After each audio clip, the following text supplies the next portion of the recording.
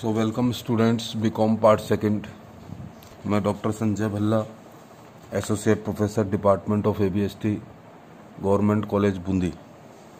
अपना last lecture के अंदर पेंशन वाला पॉइंट मैंने आपको पूरा समझाया था कि पेंशन के लिए क्या क्या नियम है इनकम टैक्स के हिसाब से।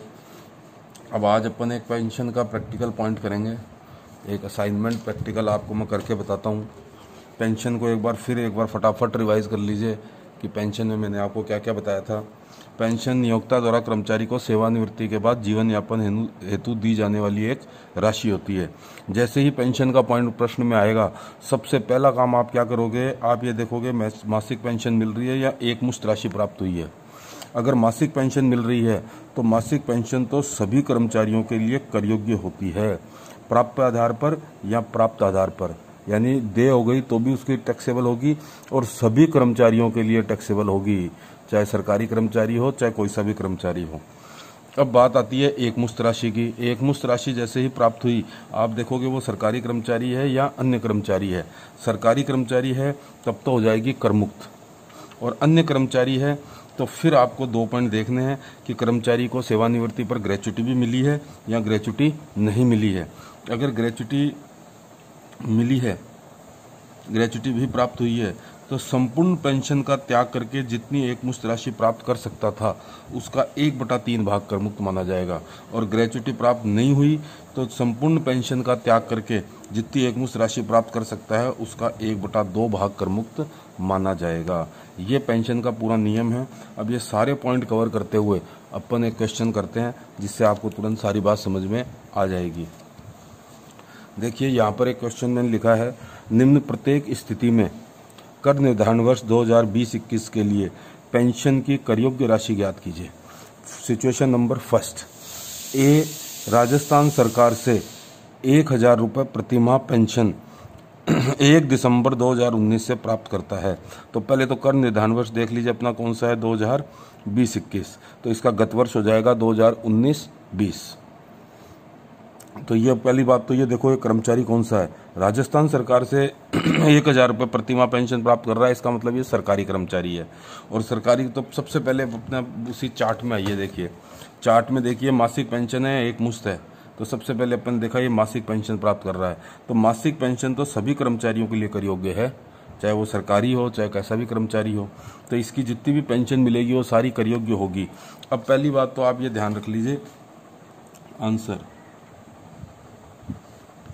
पॉइंट फर्स्ट, पहली बात तो ये ध्यान रख लीजिए कि वो सरकारी कर्मचारी है, तो उसका गत वर्ष कौन सा होगा, कर निर्धारण वर्ष 20-21 है तो गत वर्ष होगा 2019 और 2020। तो चूंकि सरकारी कर्मचारी है तो इसका गत वर्ष कहाँ से लोगे आप, 1 अप्रैल 2019 से लेकर और 29 फरवरी 2020 तक, ये हो गया सरकारी कर्मचारी का गत वर्ष। 1 अप्रैल 2019 से लेकर 1 मार्च 2019 से लेकर 29 फरवरी 2020, ये तो हो गया सरकारी कर्मचारी का। गैर सरकारी होता तो 1 अप्रैल 2019 से लेकर 31 मार्च 2020 तक होता। तो अब ये सरकारी कर्मचारी है। अब इसमें पेंशन पे आ जाओ, प्रति माह पेंशन मिली है, तो प्रति माह पेंशन तो मैंने आपको बताया था कर योग्य होती है, चाहे कोई भी कर्मचारी हो। तो इसको पेंशन कब से मिली है, 1 दिसंबर से, तो दिसंबर की पेंशन, जनवरी की पेंशन, और इसका गत वर्ष कब खत्म होगा, फरवरी तक। तो दिसंबर जनवरी फरवरी 3 महीने हो गए, तो इसकी कर योग्य पेंशन इधर अपन लिख सकते हैं, कर योग्य पेंशन गत वर्ष 2019-20 में। इसको कितने महीने की पेंशन मिल रही है प्रति माह, 1000 रुपये इंटू कितने महीने तक इसको मिली है, 3 महीने तक, दिसंबर जनवरी और फरवरी। तो इसका मतलब ये 3000 रुपये सारी की सारी राशि क्या होगी, कर योग्य होगी। तो ये फर्स्ट पॉइंट में तो कुछ भी नहीं था, फर्स्ट पॉइंट तो बहुत ईजी था, फर्स्ट पॉइंट में तो कुछ भी नहीं है, बहुत इजी पॉइंट था।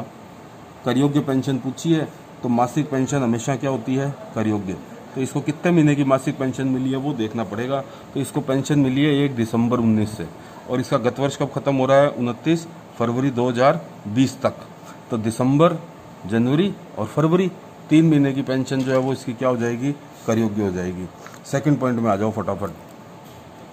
30 जून 2019 को राजस्थान सरकार की सेवाओं से सेवानिवृत्त हुआ है कौन, बी। तो पहली बात तो ये सरकारी कर्मचारी है, उसको 31 दिसंबर 2019 तक तो 900 रुपये प्रति माह पेंशन मिलती है। तो रिटायर कब हुआ, जून से। तो जून के बाद उसको पेंशन कब से मिलनी चालू होगी, जुलाई से। तो देखो जुलाई, अगस्त, सितंबर, अक्टूबर, नवंबर, दिसंबर तक, तो 6 महीने तक तो उसको पेंशन कितनी मिली, 900 रुपये प्रति माह। तो प्रति माह पेंशन तो क्या होती है, कर योग्य होती है। तो चलो यहीं पे नोट कर लेता हूँ मैं इसको, 9 महीने तक तो, 6 महीने तक की पेंशन तो निकाल लो इसकी। तो देखो कब रिटायर हुआ है ये पहले तो बताओ, 30 जून को रिटायर हुआ है। तो जून के बाद उसको पेंशन कब से मिलेगी, उसको पेंशन मिलेगी 1 जुलाई 2019 से। और कब तक मिली, 900 रुपये तक की कब तक मिली, 31 दिसंबर 2019 से। तो 1 जुलाई 2019 से 31 दिसंबर 2019 तक कितने रुपये पेंशन मिली, 900 रुपये प्रति माह पेंशन मिली, 900 रुपये पेंशन। कितने महीने हो गए देख लो, जुलाई, अगस्त, सितंबर, अक्टूबर, नवंबर, दिसंबर। तो इसको 6 महीने की पेंशन मिली पर मंथ, ये तो कर योग्य होगी। प्रति माह पेंशन तो हमेशा क्या होती है, कर योग्य होती है, चाहे कोई भी कर्मचारी हो। तो ये 6 महीने की तो हो गई कर योग्य।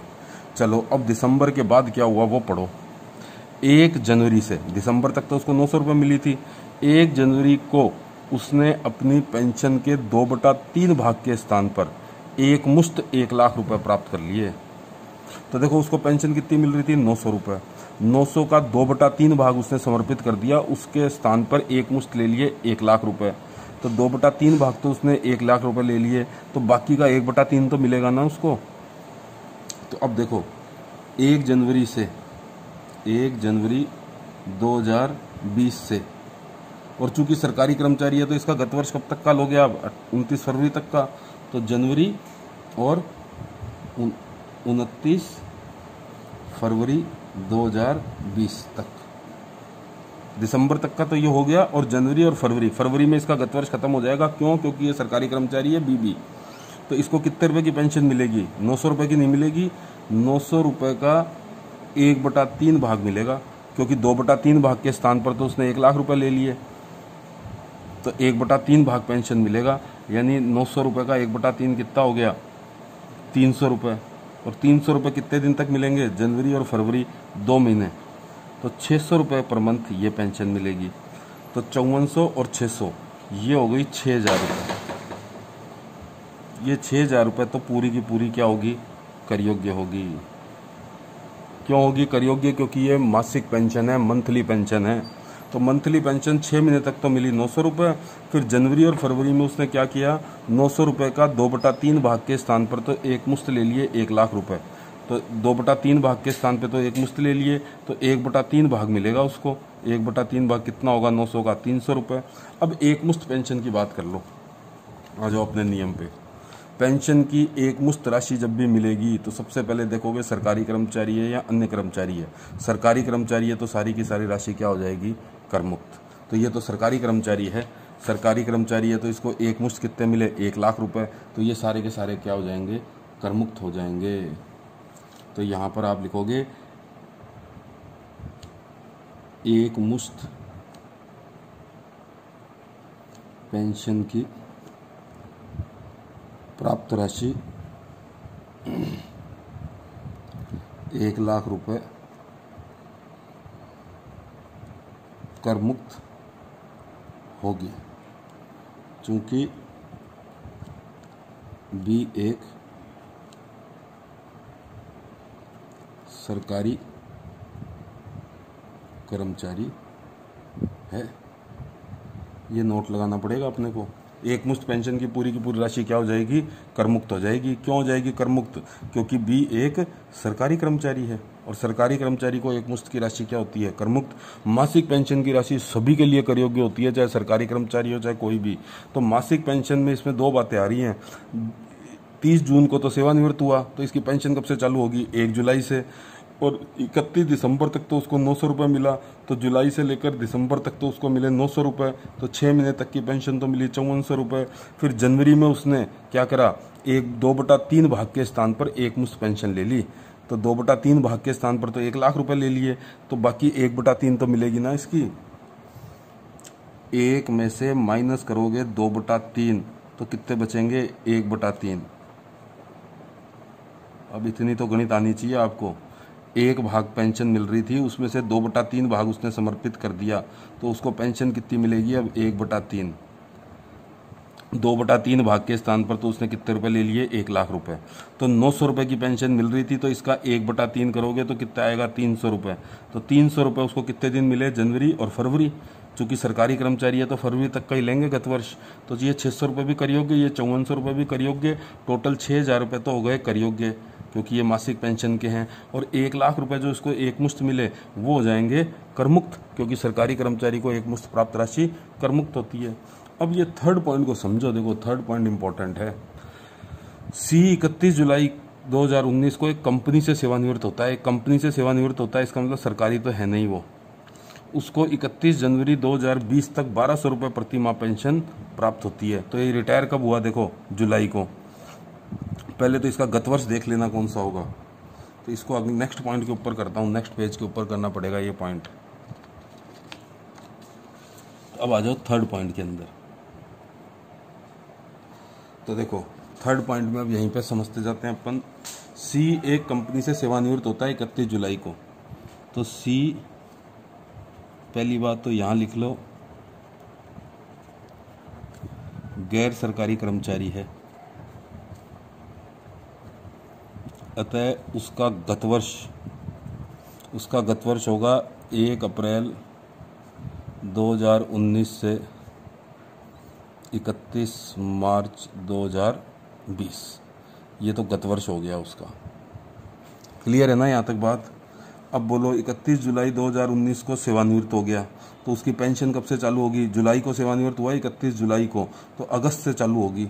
तो इसका मतलब अब यहाँ पे देखो 1 अगस्त का मतलब 8 2019 से उसकी पेंशन चालू हो गई, और उसको 31 जनवरी 2020 तक 1200 रुपये प्रति माह पेंशन मिली। तो प्रति माह पेंशन तो कर योग्य होती है, कब तक मिली, 31 जनवरी से 31 जनवरी तक, 31 जनवरी 2020 तक कितने रुपए मिली, 1200 रुपये पर मंथ। तो अब यहाँ से जोड़ो, अगस्त सितंबर अक्टूबर नवंबर दिसंबर और जनवरी, 31 जनवरी, 6 महीने तक तो उसको मिली 1200 रुपये प्रति मंथ। तो ये तो होगी पूरी की पूरी कर योग्य राशि हो गई 7200 रुपये। तो अब उसने जनवरी के बाद क्या किया वो समझ लो। यहाँ पे 1 फरवरी को उसने अपनी पेंशन के 3/4 भाग के स्थान पर एक मुश्त 90,000 रुपये प्राप्त करे। फिर ये यदि के बाद में दूसरा पॉइंट है, यदि के बाद में सेकंड पोर्शन चालू हो जाएगा। तो अभी फर्स्ट पोर्शन की बात करो, जनवरी तक तो उसने 1200 रुपये लिए। जनवरी के बाद फरवरी में उसने अपनी पेंशन के 3/4 भाग को समर्पित कर दिया, और उसके स्थान पर एक मुश्त कितने रुपए ले लिए, 90,000 रुपये प्राप्त कर लिए। तो 3/4 भाग समर्पित कर दिया, तो उसको मिलेगा कितना, अब 1 में से 3/4 घटाओगे तो कितना बचेगा, 1/4। तो अब उसको पेंशन कितनी मिलेगी, 3/4 तो उसने समर्पित कर दी, 1/4 मिलेगी। तो अब यहाँ पे नोट करो 1 फरवरी 2020 से, और इसका गत वर्ष कब खत्म होगा, 31 मार्च को। तो फरवरी से लेकर 31 मार्च 2020 तक, फरवरी और मार्च 2 महीने, जनवरी तक तो यही ही गया था, फरवरी और मार्च। तो 1200 रुपये में से 3/4 तो समर्पित कर दिया, तो अब उसको कितना मिलेगा, 1/4। तो 1200 रुपये का पहले तो 1/4 निकाल लो कितना होता है। 1200 का 1/4 हो गया 300 रुपये। 300 रुपये कितने महीने तक मिलेंगे, 2 महीने तक। तो ये कितने रुपये हो गए, 600 रुपये। तो 7200 और 600, ये 7800 रुपये तो पूरे के पूरे हो गए कर योग्य। ये तो पूरे के पूरे हो जाएंगे कर योग्य, इसमें तो कोई यहाँ तक कोई दिक्कत है नहीं। अब आती है बात किसकी, एक मुश्त पेंशन की। अब ये समझ लो आप पॉइंट, एक मुश्त पेंशन के उसको प्राप्त कितने हुए। एक मुश्त पेंशन के बदले में देखो 1 फरवरी को उसने अपनी 3/4 भाग के स्थान पर एक मुश्त 90,000 रुपये प्राप्त किए। एक मुश्त कितने रुपए प्राप्त हुए इसने 90,000। अब इसमें से लेस करेंगे अपन करमुक्त कितने माने और करयोग्य कितने माने। तो अब अपना नियम बताओ पहले तो क्या था, नियम में आ जाओ। नियम ये था, पेंशन की एक मुश्त राशि, सरकारी कर्मचारी है तब तो पूरी की पूरी करमुक्त। बी पॉइंट में सरकारी कर्मचारी को एक मुश्त राशि मिली थी तो अपन ने करमुक्त कर दी थी। अब यहाँ पर सरकारी कर्मचारी नहीं है, अन्य कर्मचारी है। यदि ग्रेच्युटी प्राप्त हुई है तब तो संपूर्ण पेंशन का त्याग करके जितनी एक मुश्त राशि प्राप्त कर सकता था उसका 1/3 भाग करमुक्त माना जाएगा, और ग्रेच्युटी प्राप्त नहीं हुई तो 1/2 भाग करमुक्त माना जाएगा। तो इसको ग्रेच्युटी प्राप्त हुई कि नहीं हुई वो देखो। इसने सेकंड पॉइंट में लिखा है, यदि उसको सेवानिवृत्ति के समय 60,000 रुपये ग्रेच्युटी भी प्राप्त होती है तो क्या आपको कोई प्रश्न में अंतर पड़ेगा। तो ये एक में तो मानेंगे ग्रेच्युटी प्राप्त नहीं हुई, एक में मानेंगे ग्रेच्युटी प्राप्त हुई है। तो फर्स्ट पॉइंट में अपन ये मानते हैं ग्रेच्युटी उसको प्राप्त नहीं हुई। तो अगर ग्रेच्युटी प्राप्त नहीं हुई है तो क्या करेंगे अपन, ग्रेच्युटी प्राप्त नहीं हुई है तो जितनी पेंशन वो समर्पित कर सकता था उसका 1/2 भाग। फिर पढ़ लो एक बार, नियम जब तक नहीं समझोगे तब तक क्वेश्चन कैसे समझ में आएगा। यदि कर्मचारी को ग्रेच्युटी प्राप्त नहीं हुई है तो संपूर्ण पेंशन का त्याग करके जितनी एक मुश्त राशि प्राप्त कर सकता है उसका 1/2 भाग करमुक्त माना जाएगा। तो उसने देखो, अब संपूर्ण पेंशन का त्याग करके कितनी राशि प्राप्त कर सकता है वो देखो। देखो अब यहाँ पे अच्छी तरीके से नोट समझ लेना। ये अपने प्रश्न में क्या लिखा था, पहले तो प्रश्न में पढ़ लो। प्रश्न में लिखा था उसने अपनी पेंशन के 3/4 भाग के स्थान पर एक मुश्त पेंशन 90,000 रुपये प्राप्त किए। तो 3/4 भाग के स्थान पर 90,000 प्राप्त करें, मैं कह रहा हूँ पूरी पेंशन समर्पित कर देता तो कितने रुपए प्राप्त होते, उसका 1/2 भाग करमुक्त होगा। तो पहले तो ये बताओ 3/4 भाग के स्थान पर तो वो है 90,000 और पूरा समर्पित कर देता तो कितने प्राप्त होते। तो यहाँ पर ये नोट करके निकाल लो, 3/4 भाग पेंशन के बदले में एक मुश्त प्राप्त राशि कितनी है, इसको 90,000 रुपये। अब ये पूरा समर्पित कर देता तो कितनी होती, यदि संपूर्ण पेंशन समर्पित करता तो प्राप्त राशि कितनी होती। कैसे निकालोगे ये, 90,000 इंटू इसका उल्टा कर दो 4/3, तो ये हो जाएगी 1,20,000 रुपये। ये इसका यही फार्मूला ध्यान रखना। अगर ये पूरी राशि समर्पित करता तो कितने रुपए मिलते, 1,20,000। 3/4 भाग के स्थान पे कितने मिले हैं, 90,000। पूरी समर्पित कर देता तो इसका उल्टा कर देंगे 3/4 का, तो 4/3 से मल्टीप्लाई करोगे, गुणा करोगे तो कितनी आ गई, 1,20,000 रुपये। अब अपना नियम ये है अब अपने नियम को फिर पढ़ लो एक बार।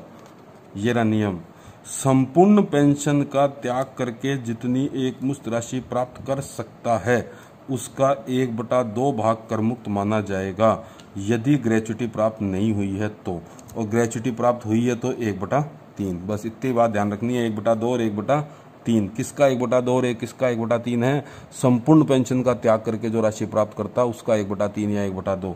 ग्रेच्युटी प्राप्त नहीं हुई तो 1/2, ग्रेच्युटी प्राप्त हुई है तो 1/3। तो अब संपूर्ण पेंशन का त्याग करके कितने रुपए मिलते हैं इसको, 1,20,000 रुपये। तो इसको ग्रेच्युटी प्राप्त नहीं हुई तो 1/2 भाग जो है वो करमुक्त माना जाएगा। 1/2 भाग कितना हो गया, 1,20,000 का 1/2 हो गया 60,000 रुपये।